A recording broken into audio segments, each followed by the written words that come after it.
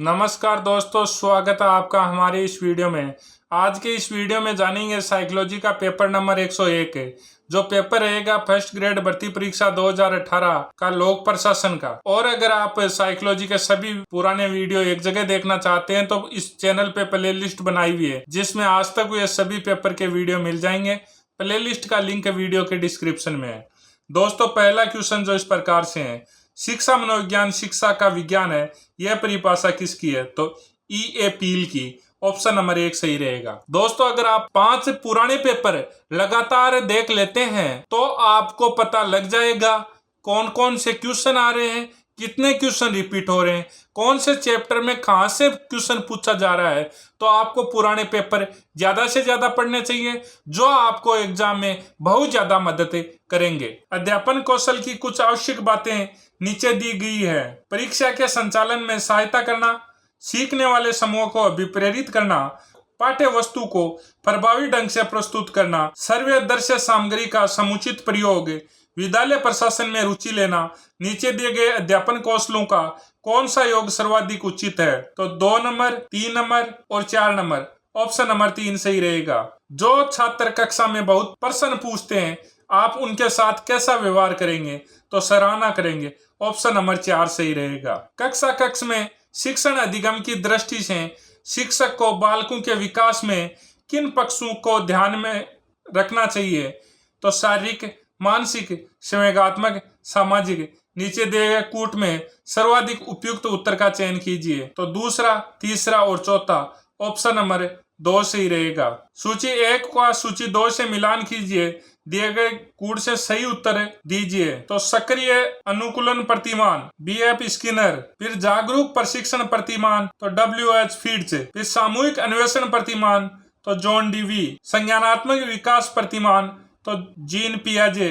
तो इस प्रकार से इसका सही आंसर ऑप्शन नंबर 1 रहेगा। अधिगमकर्ता के ज्ञानात्मक विकास हेतु प्रश्नोत्तर पद्धति का प्रयोग सर्वप्रथम किसने किया? तो सुकरात। ऑप्शन नंबर 2 सही रहेगा। यदि छात्र कक्षा में नहीं आए तो एक अध्यापक के रूप में आप क्या करेंगे? कारणों का समझकर समस्या का निदान करना। ऑप्शन नंबर 4 सही रहेगा। नीचे कुछ अधिगम सिद्धांत दिए गए हैं, इनमें से कौन सा युग्म सही है? ज्ञात से अज्ञात की ओर, सामान्य से जटिल की ओर, स्थूल से सूक्ष्म की ओर, अज्ञात से ज्ञात का बोध कराना। तो पहला, दूसरा और तीसरा। तो इसका सही आंसर ऑप्शन नंबर 1 रहेगा। बालकों के व्यवहार में परिवर्तन के लिए सर्वाधिक प्रभावी पद्धति है तो समुचित परामर्श। ऑप्शन नंबर 3 सही रहेगा। एक सफल शिक्षक के लिए सीखने के सिद्धांतों की जानकारी महत्वपूर्ण है, क्योंकि यह शिक्षण को सरल एवं रोचक बनाने में उपयोगी है। तो ऑप्शन नंबर 2 सही रहेगा। कक्षा शिक्षण में अध्यापक को अपना पाठ प्रारंभ करने से पूर्व निम्नांकित में से किस चरण को प्राथमिकता देना सर्वाधिक उपयुक्त होगा? तो पढ़ाए जाने वाले पाठ से संबंधित पूर्व ज्ञान पर प्रश्न पूछना। ऑप्शन नंबर 2 सही रहेगा। ओल्ड पेपर की इंपोर्टेंस को देखते हुए पेपर साथी ऐप लेकर आया है साइकोलॉजी की टेस्ट सीरीज, जिसमें आपको मिलेंगे 134 पुराने साइकोलॉजी के पेपरों के टेस्ट और 15 चैप्टर वाइज टेस्ट रहेंगे, जिसमें आज तक विभिन्न एग्जामों में आए हुए क्वेश्चन व इम्पोर्टेंट क्वेश्चन रहेंगे। और RBSE और NCERT कक्षा 11-12 साइकोलॉजी के चैप्टर वाइज टेस्ट रहेंगे। ये सब कुछ आपको इस टेस्ट सीरीज में मिलेगा। टेस्ट सीरीज का लिंक वीडियो के डिस्क्रिप्शन में है। पाठ के प्रारंभिक स्तर पर किस शिक्षण प्रविधि का सर्वप्रथम उपयोग किया जाता है? तो मूल्यांकन करना। ऑप्शन नंबर 2 सही रहेगा। निम्नांकित में से कक्षा में किस प्रविधि का प्रयोग अध्यापक को छात्रों द्वारा सर्वाधिक स्मरणीय बनाता है? तो विषय वस्तु को समझाकर पढ़ाना।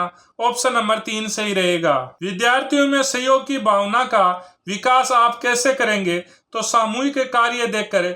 ऑप्शन नंबर 3 सही रहेगा। शिक्षण अधिगम प्रक्रिया के निम्नांकित पदों को सही क्रम में रखें तथा नीचे दिए गए कूटों में से सही उत्तर का चयन करें। संगठन, नियोजन, नेतृत्व, नियंत्रण। तो सबसे पहले नियोजन, उसके बाद संगठन, उसके बाद नेतृत्व और सबसे बाद में नियंत्रण। तो इसका सही आंसर ऑप्शन नंबर 3 रहेगा।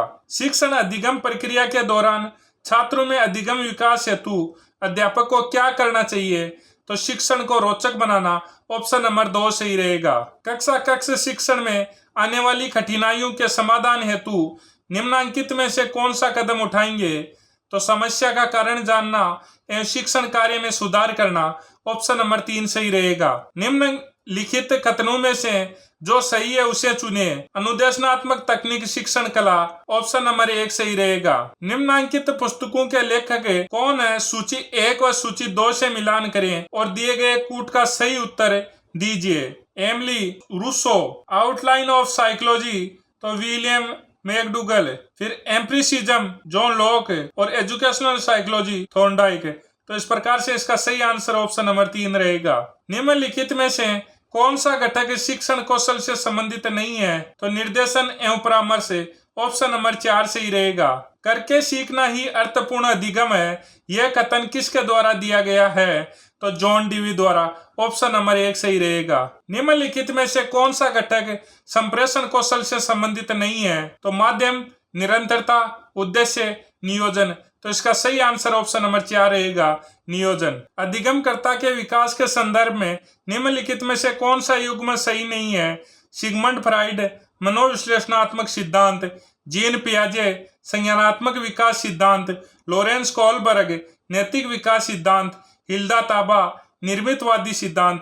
तो इसका सही आंसर ऑप्शन नंबर 4 रहेगा, हिल्डा ताबा, निर्मितवादी सिद्धांत। अभिकर्मित अधिगम, जहां प्रत्येक अधिगमकर्ता एक समान रास्ते का अनुसरण करता है, उसे कहा जाता है तो रेखीय अभिक्रम, ऑप्शन नंबर 1 सही रहेगा। शिक्षण अधिगम में कौन सी प्रणाली उपागम की पद्धति नहीं है?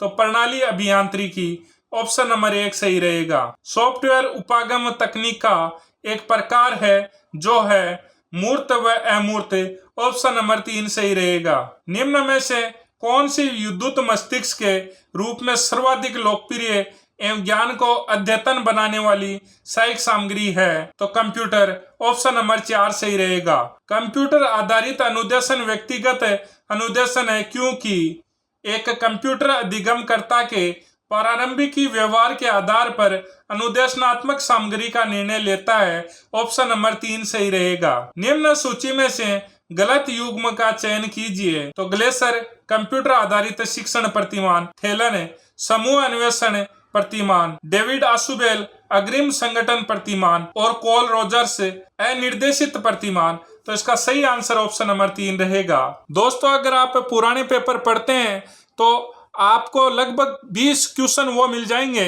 जो पुराने पेपरों में 2 से ज्यादा बार आ चुके हैं और लगभग 25-30 में से 25 क्वेश्चन वो मिलेंगे जो कभी ना कभी कोई ना कोई एग्जाम में आए हुए हैं। 3-4 क्वेश्चन ही ऐसे मिलेंगे जो नए होंगे। तो दोस्तों, आपको पुराने पेपर पढ़ने पर बहुत ज्यादा मदद आपको एग्जाम में मिलेगी। जय हिंद, जय भारत।